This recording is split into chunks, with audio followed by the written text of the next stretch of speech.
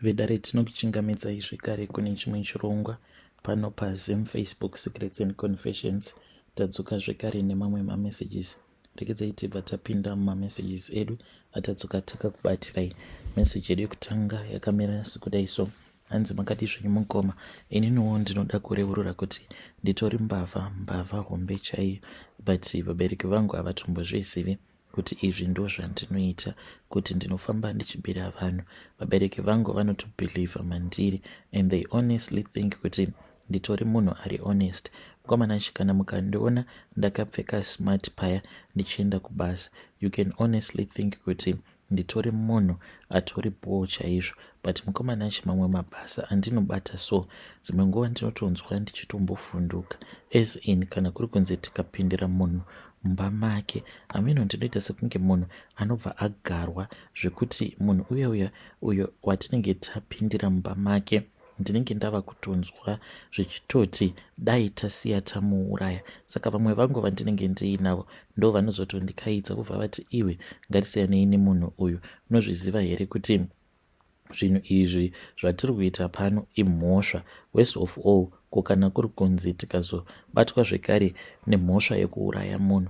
Ndiri munhu uya wekutoti panguva iyo yatinenge tichiita izvozvo, mukomanashi, ndinenge ndichida kutoponda munhu, ndakatobatwa nemweya wekuda kuponda munhu. Saka ndinoda kungoti dai Mwari vakwanisa kundiregerera nezvose izvo zvandinoita. Uye zvekare ndinoti kana ndakatarisa vabereki vangu, my parents, they are both pastors, especially my dad, the way that my dad pray can. Baba vangu vanoti vakatanga kunamata kudai, ukavaona vachichema vachiti vana vangu chengetaiwo vana vangu. But what he does not know is that inini nditori munhu uya wekutoti ndinenge nditori busy zvangu, nditori busy ndichitoplana kuti saka nhasi tiri kuenda kune zheti ripi, tiri kuenda kunopedzisa zheti ripi. Iyo ndo confession yangu iyo yandiinayo mukomanashi.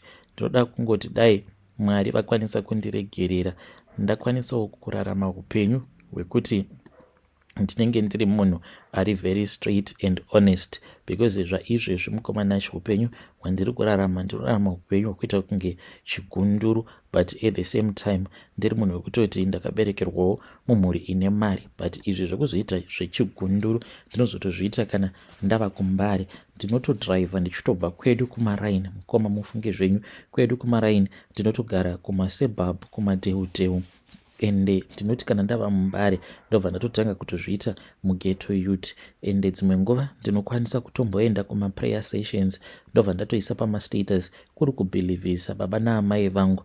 But tinozoti kana chava chidip number ndopatinotanga kupindira vanhu mudzimba. Ndoita sekunge munhu ane shavi, and I really do not know kuti what is causing all of this, because ini handitozvidi. Ndinototi paya kana tapedza kurova bosh ndinototanga kana kutochema. Saka ivo vamwe vangu vanotogara vachitongopopota kuti ivo wakamboita sei kuti kana tichibva kuzheti unobva watanga kuchema, because ndinenge ndichirwadziwa nekuda kwezvose izvo zvatinenge tabva mukuita kana kurova kwandinenge ndaita munhu mushure mekunge tamutorera zvatinenge tamutorera. Instead yekuti ndinge ndichingomusiya munhu uyayo, ndotoda kutombomukuvadza zvazvokuita kunge munhu anogarwa nemweya wengozi. Kana pari sepadheni mukomanashi, I have been attempted so many times kuti vabereki vangu ndinge ndichivapindira ndakapfeka aya avanoti mabalaklava, so that ndinge ndichivatorera mari, because pane dzimwe nguva dzekuti mari inongobviwa nayo kuchechi then yobva yambogara pamba. Mari iyi inokwanisa kutoita kana 2 months ingoripo pamba. Saka dzimwe nguva mari iyo inenge ichitosvika kana kumagida kana kuti magida point something iri kuma-US. So I feel very tempted about doing that, but ndinozoti kana ndikatanga kufunga kuti saka amai vangu ndichavapinza that type of fear yatinopinza vamwe vanhu vatinorovera bosh, mwoyo wangu unobva watanga kurwadza. Dai Mwari vandiregerera, because ndiri mutadzi ende ndinozviziva kuti ndiri mutadzi. Hey, vedare ndo message iyo yandakatumidzirwa ichibva kuna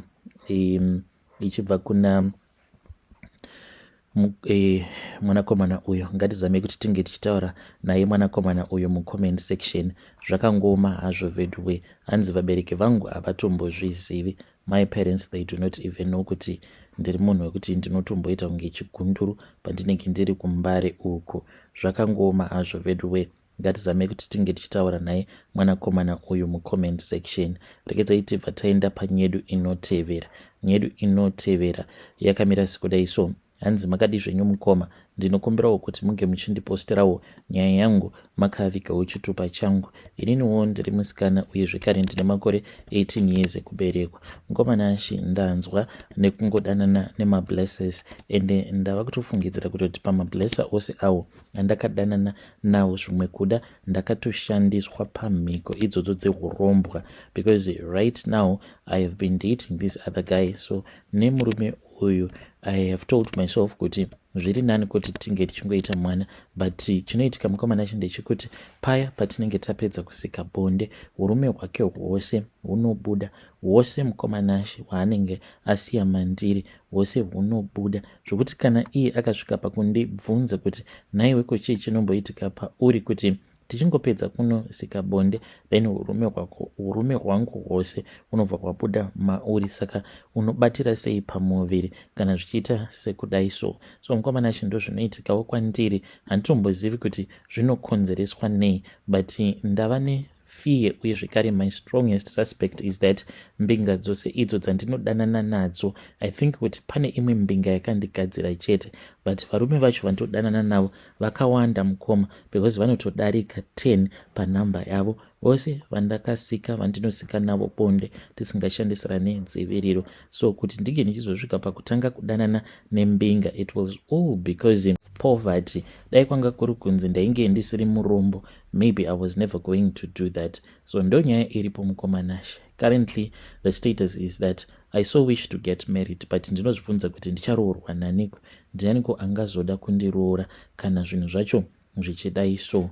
Please, kana kuino vanokwanisa kundibatsira pari zvino, handisi kusarudza kuti ndobatsirwa nenzira dzipi dzechivanhu here kana kuti nenzira dzechikristu. Kana variko vanokwanisa kungondibatsira so that ndinge ndichikwanisa kuuchikwa ndokwanisawo kubatira pamuviri ndoita hangu mwana wangu, kunyange zvikanzi ndaramba ndichingoenderera mberi ndichiita izvozvi zvekudanana nembinga. It does not matter, ndinongodanana hangu nadzo mbinga dzacho, but ndichiziva kuti ndinenge ndiine mwana wangu. Kune avo vanoda kundibatsira munokwanisa kungobata mukomanashi, but please pari zvino ndanga ndisiri kuda hangu kuti ndinge ndichizongomhanyirira kupinda mumarriage ndisati ndagadzirisa apo pari kufanira kuti pange pachitanga pagadziriswa. Ndichange ndichizotevererawo mucomment section mukomanashi, mukaposta nyaya yangu ndingafara zvikuru kwazvo. Vedare ndo message iyo yandakatumidzirwa ichibva kuna ndo message yandakatumidzirwa ichibva kuna vanzvadzi vedu. Ngatizame kuti tinge tichitaura navo vanzvadzi vedu ava mucomment section. Strange things indeed they do happen in this world. Regedzai tibva taenda panyedu inotevera. Nyedu inotevera yakamera sekudai so. Hanzi makadi zvenyu mukoma, ndinokumbirawo kuti munge muchindiposterawo nyaya yangu makaviga chitupa changu. Inini ndiri mudzimai uye zvekare ndine makore 41 years ekuberekwa, saka mudzinza rekwedu inini ndine firstborn. Saka sekuru nyakubereka vana baba vedu ivo vachiri vapenyu. Baba vangu vakashayika uye zvekare vana baba vedu vose vakapera kufa. Saka kana zvichitaurwa zvinonzi ivo sekuru, but now I know the truth, but vamwe vangu havazvizivi. Sekuru vakandikumbira vakabva vati usaudza zvako vanhu kuti izvi ndo zvandakuudza, because ndakuudza nekuda kwekuti ndasarudza iwewe. Saka sekuru ndivo vakazviurayira vana vavo nekuda kwekuti vainge vaine dumwa ravo uye zvekare nezvikwambo zvavo zvavaishandisa mukurima, vachiba zvekare chikafu mumatura evamwe vachishandisa imwe nyoka yavo yemhando yekobra. Saka vana baba vedu vose vakapera kufa uye zvekare vainge vachidyiwa nazvo zvikwambo izvi zvasekuru. Sekuru vakamborwara, I think it was last of last year. Sekuru ndo pavakarwara. Sekuru vakati vatanga kurwara kudaro, takabva tazonzi taifanira kuti tinge tichidzokera tose kumusha nekuda kwekuti sekuru vedu vakura, zvichinzi taifanira kuti tinge tichingodzokera zvedu kumba, but sekuru vakabva vazoramba, vakabva vati ini ndini ndaifanira kuti ndinge ndichizouya sezvo ndainge ndiri dangwe ravo.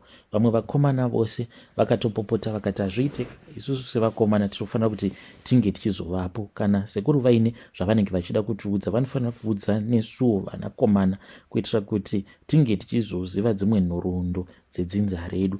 But mukomana chisekuru vakabva vati kwete, vainge vachida kuti inini chete ndinge ndichizouya, otherwise havana zvavaizotaura. So ndakazoenda kuya then sekuru vakabva vazogara neni pasi. Vakati vagara neni pasi, sekuru vakabva vati vainge vachida kundipa maassets avo ose. Ndikati maassets api nhai sekuru, ingawani zvamusisina kana chamuinacho. Vakabva vanditi upfumi hwavo hwainge huri muvhu, apa vainge vachirevera kuti kana ukauraya zvinoreva kuti munhu uya paanenge ava muvhu iwewe unenge woita mari. Vakabva vazondiudza kuti ivo vane zvidhoma zvavo nenyoka dzavo idzodzo. Vakanditi nyoka idzi makare dzaishanda dzichinoba zvikafu mumatura evanhu, vachiti ivo asi ndakazodzidzisa kuti dzinge dzichizokwanisa kubira vanhu mari. Saka sekuru vakati sezvo inini ndiri dangwe mudzinza, ndini ndinofanira kuti ndinge ndichizotora zvikwambo izvozvo ndichizogara nazvo, uye zvekare zvichandipa mari yakawanda. Saka vakandidzidzisa 1 or 2 mukomanashi. Izvi ndo zvandakazoita nasekuru vangu. Vakati vandiudza kudaro, ndakatanga ndaramba pachiusiku hwacho. Ndakazama kuti ndinge ndichirara, but hope dzakaramba kubata. So mukomanashi hope dzakati dzaramba kubata kudaro, ndipo apo pandakabva ndachizomuka ndokubva ndati sekuru muri kudei. Ndikabva ndatovaona sekuru vainge vatonyuka murumu muya mandainge ndiri, sezvavainge vandiudza kuti ndichazokushanyira usiku. Sekuru vakabva vanditi vainge vachida kuita bonde neni. Ndakaramba ndikati sekuru hazviiti, but vakaramba vachingondimanikidzira.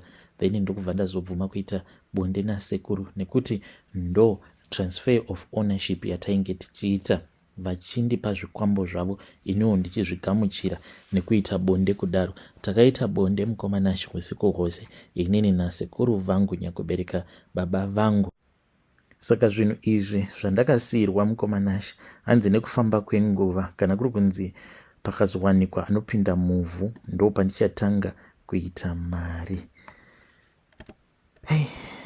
Vedare ndo message iyo yandakatumidzirwa ichibva kuna vanzvadzi vedu. Zvakangooma hazvo vedwe, ngatizame kuti tinge tichitaura navo vanzvadzi vedu ava mucomment section. Strange things indeed they do happen in this world. Kuita bonde here, sure kuita bonde nasekuru vako, asi ngatizame kuti tinge tichitaura navo mucomment section. Rekezai tibva taenda panyedu inotevera. Nyedu inotevera yakamira sekudai so. Hanzi makadi zvenyu mukoma, ndinokumbirawo kuti munge muchindiposterawo nyaya yangu makaviga chitupa changu. Ini mukomanashi ndiri murume, uye zvekare ndine makore 32 years ekuberekwa. Ndauya pano ndiine confession yangu iyo yandiinayo.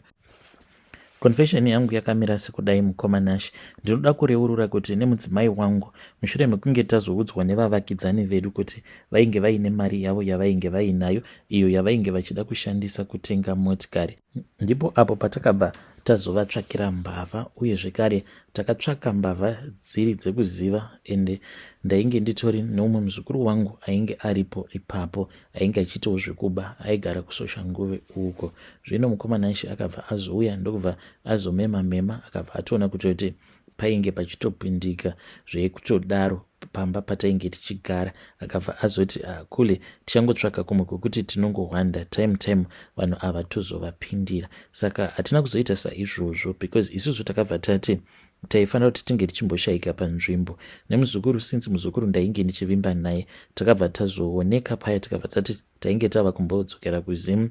Then ivo vakabva vazosara vachipindirwa nembavha, zvekuti kusvika parizvino havatombozvizivi kana kutombofungidzira kuti isusu we were the ones who made that deal nembavha idzi. Ndokubva tazovapa information yose kuti vanhu ava vainge vaine mari, vaiva nemari yaitosvika kuma 60 something, because murume wacho ainge achida kutenga pick up, achiti kana ndikangokwanisa kutenga pick up chete, zvandikuda kuzoita ndezvekuti ndinobva ndazotanga kuita zvehumalaicha. Izvozvo ndo zvakangoti bhohwa. Tikabva tati vanhu ava unoreva kuti vava kutoda here kuti vange vachitotidarika muupenyu. Mukomana shi takabva tazovatsvakira mbavha, then muzukuru akabva azouyawo nemari yedu. Iyewo muzukuru akangosvika nekutotenga mombe.